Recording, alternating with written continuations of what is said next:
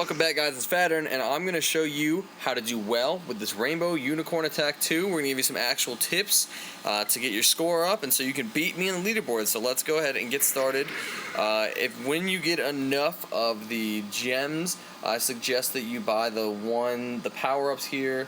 This one, the Rainbow Savior, so if you die, you technically get another life for that one. The Solar Reflector, so you don't have to worry about running into giants' laser beams.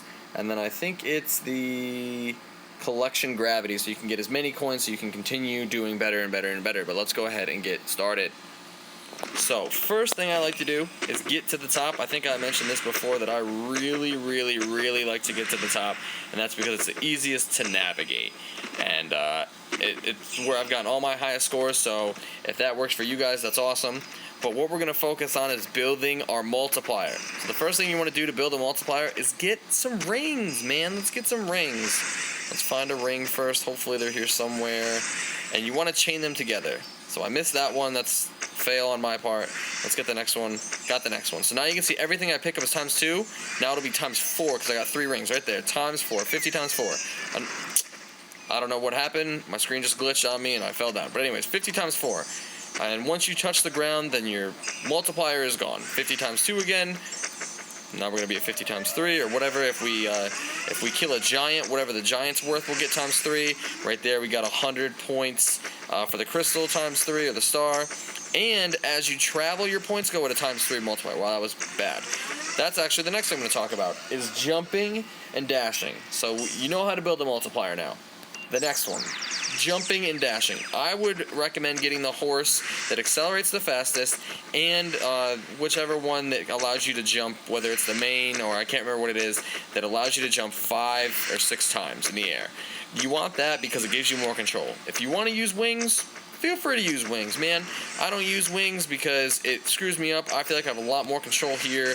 I don't like the awkward way you dip. But right here, I'm going to show you that, actually, right here. So when you jump in the air, I have a horse that allows me to jump 3 times. So I can jump 3 times and then dash.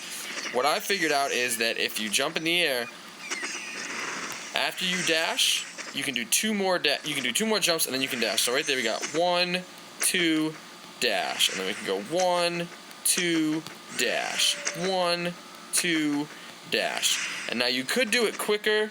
You could be like 1, 2, dash, but you'll run out of it eventually, and then you'll fall. And that's all bad because you'll fall into your death, and you'll be out of rhythm, and you'll scramble to get back to the top wherever you want to be. But at least 2 long dashes.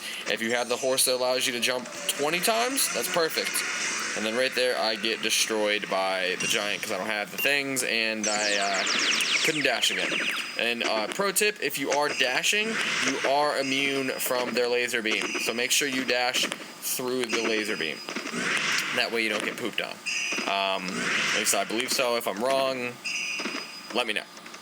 But the last thing I want to talk about is collecting these items. You should collect as many fairies and stars as you can, and then also being smart about what you decide to go for.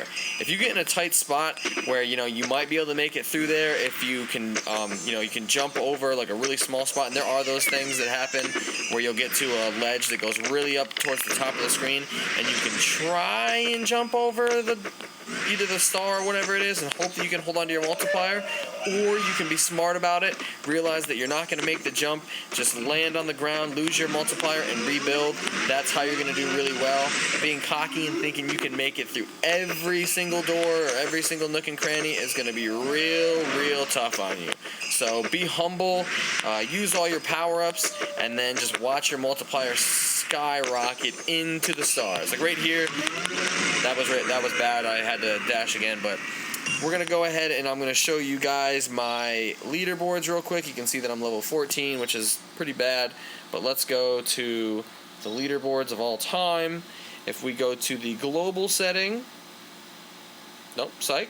If we go to the global setting for the best 3 wishes, I am currently ranked 96th, and granted, I had to reset my phone and everything to get it all cleaned up and everything else fixed with it.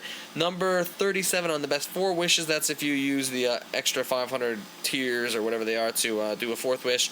My best all-time single wish is 1,027,000. So use these tips, get high multipliers, and you will beat me on the Android and Apple store. So I hope this helped you guys out. If you have any questions, leave it in the comments. I've been doing a pretty good job at replying, so let me know what your new score is, and if you have any other tips for me. I'm out. Peace.